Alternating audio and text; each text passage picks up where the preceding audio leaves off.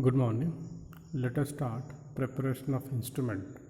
So in the last class we had discussed how to collect data, and before that we had discussed primary data and secondary data. So if we revise, primary data are the data which are first hand data. They are the first time collected data.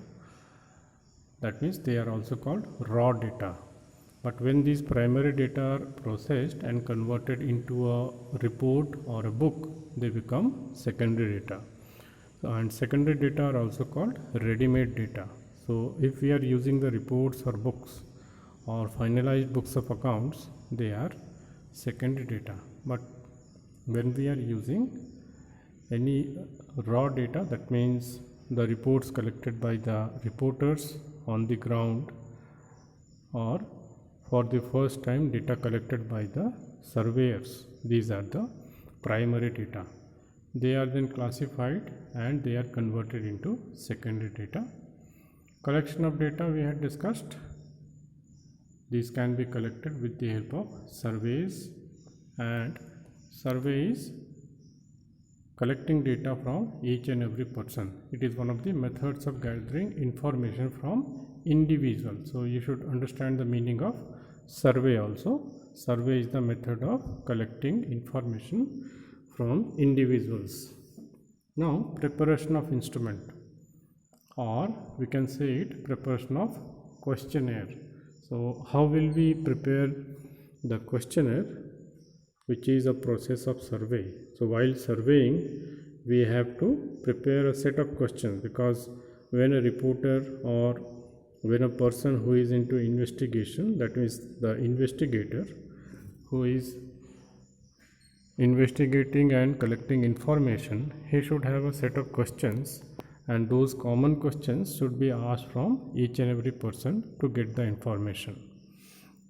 The most common type of instrument used in survey is questionnaire. Now what is a questionnaire? It is a set of questions.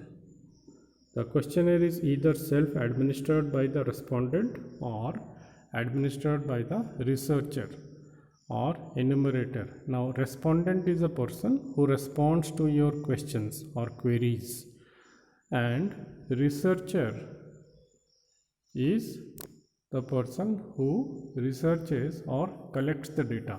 He is also called enumerator, or he is the trained investigator. So investigators who just collect the data, they are called investigators, but when they are trained or experienced and they convert that data into some usable form, they are enumerators. While preparing the questionnaire or interview schedule, you should keep in mind following points. So what should a questionnaire include? The questionnaire should not be too long. The number of questions should be as minimum as possible. So the set of questions that you are preparing, that should not be too long. You should have short number of questions. The short number of questions should be limited up to 10 or 12 questions. So if you are asking too many questions to the same person, suppose you are asking 25 to 30 questions, then it would be difficult for the person to answer also, and it will be difficult for the investigator to collect the information also. So there should be minimum number of questions.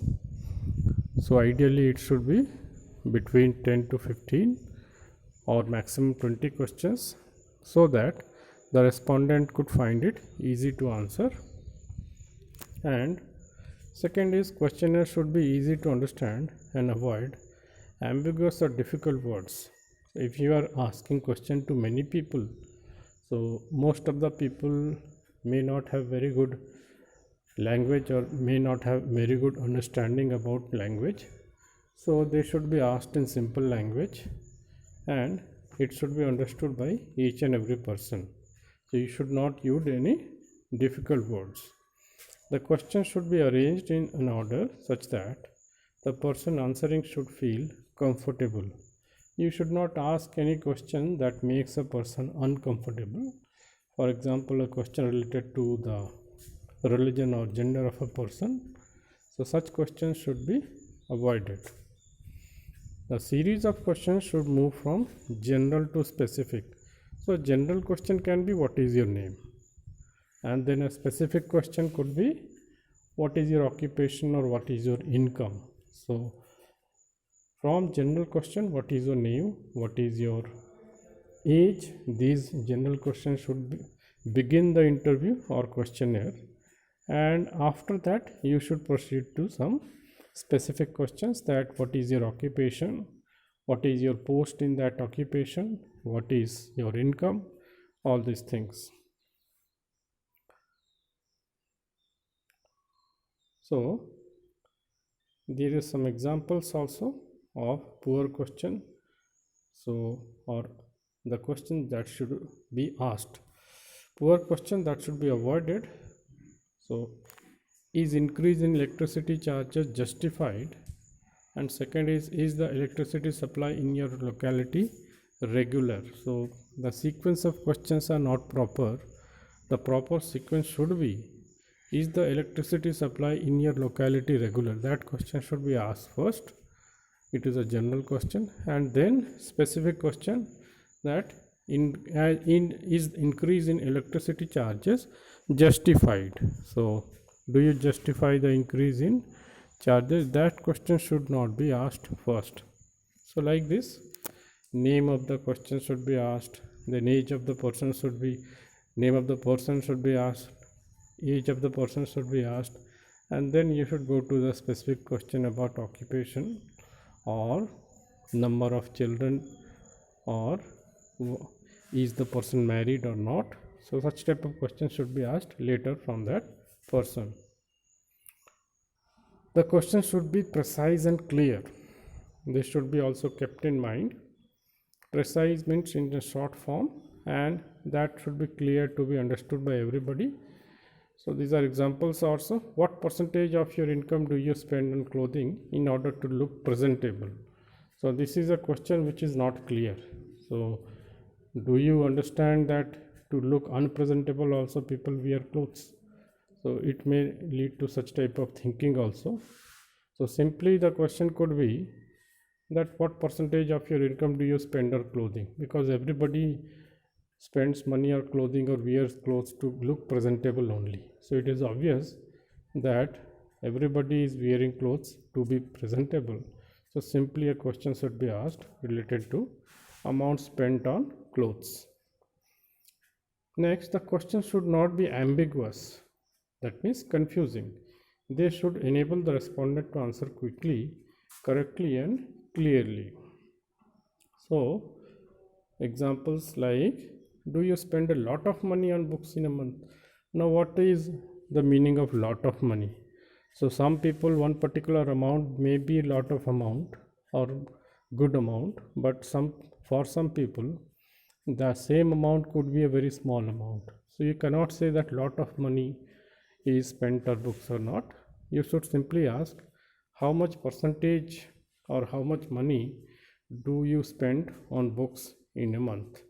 So these are simple questions and clear questions, that how much percentage of your income are being spent on books, or how much amount is being spent on books. And you can give some choice also, that will make it more precise, like less than 200 or between 200 to 300, 300 to 400 or more than 400.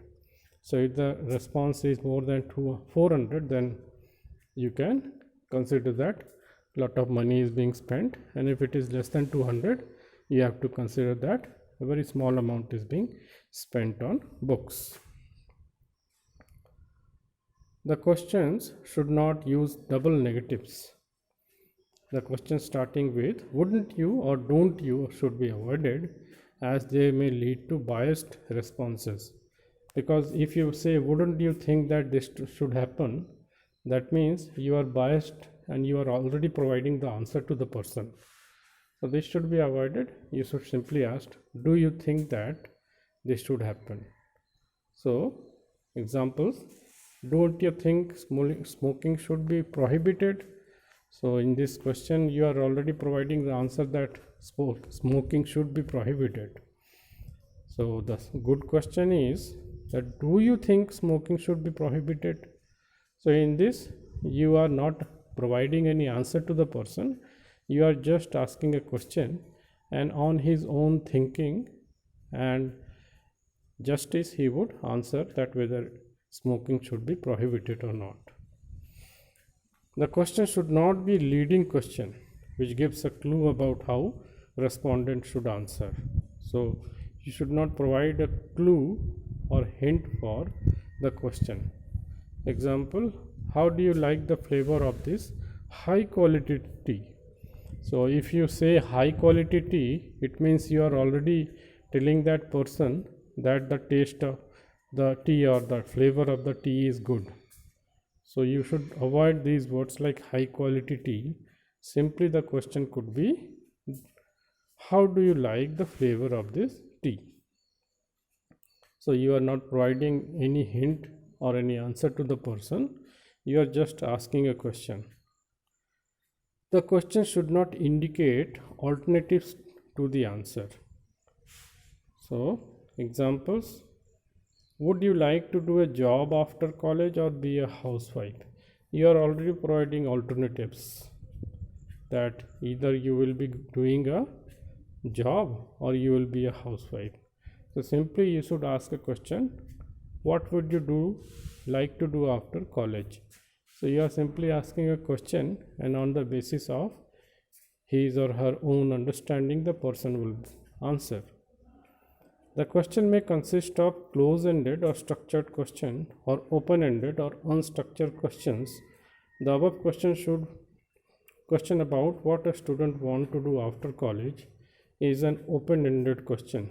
Here open-ended question means you don't have any choice to the person, don't have given any choice to the person, and the person has to answer in one line. So there are some open-ended questions which will essentially be a short answer question. So questions like this, that what will you like to do after college, is a short answer question. These open-ended question could be asked, but some open-ended question may have many answers, so that should be avoided. In that case, if the question could be converted into a closed-ended question, that will be better.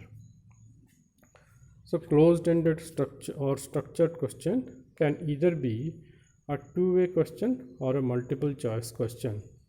So when there are only two possible answers, yes or no, it is a two-way question, and when you have either 3 or 4 choices, it is also a closed-ended question.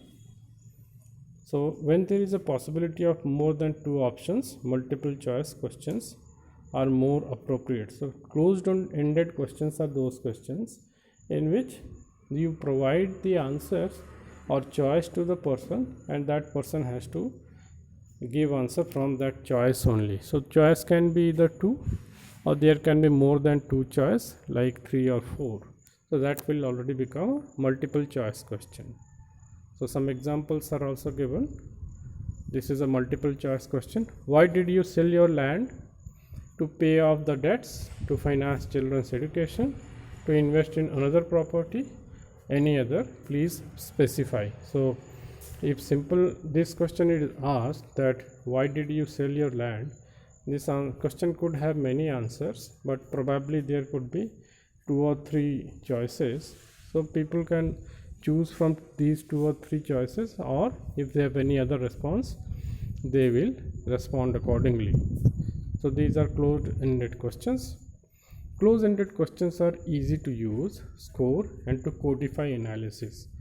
So after investigation, to convert that investigation into research and get some answer, it is better to have close-ended questions, because all respondent can choose from the given options, but they are difficult to write, as the alternatives should be clearly written to represent both sides of the issue.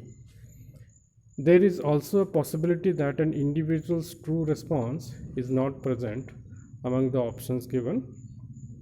For this, the choice of any other is provided. So in a close-ended question, 3 choices could be given. Out of that, he could choose one, and if of those 3 it is not the answer, then the person may have another answer and any other option could be chosen. So where the respondent can write a response which was not anticipated by the researcher. Moreover, another limitation of multiple choice question is that they tend to restrict the answers by providing alternatives, without which the respondents may have answered differently. So these close-ended questions have some limitations because they have already the choice of answers. They will answer from these choices only. So different answers could not be gathered, but it is easy for the investigator to collect information with the help of close-ended questions, because ultimately he has to make some data regarding those information. Open-ended questions allow for more individualized responses, but they are difficult to interpret and hard to score, since there are a lot of variations in responses. So in case of open-ended questions, since there can be many types of answers, there can be 10 types or 20 types of answer to the same question, you cannot generalize the answers and keep it into some categories. So if you are categorizing the answers into 3 or 4 categories and the respondents are giving 20 types of answers or 15 types of answers, you cannot categorize them because you cannot make 20 categories. So open-ended questions have these type of problems, while closed-ended questions can have a better way, or it is better method to classify the information and classify those information into 3-4 categories. So this is all about questionnaire or collection of data. So go through these features of questionnaire or ideal questionnaire in your book also, and how could you prepare that questionnaire. In the next class, then we will discuss the next topic, mode of collection of data. Thank you.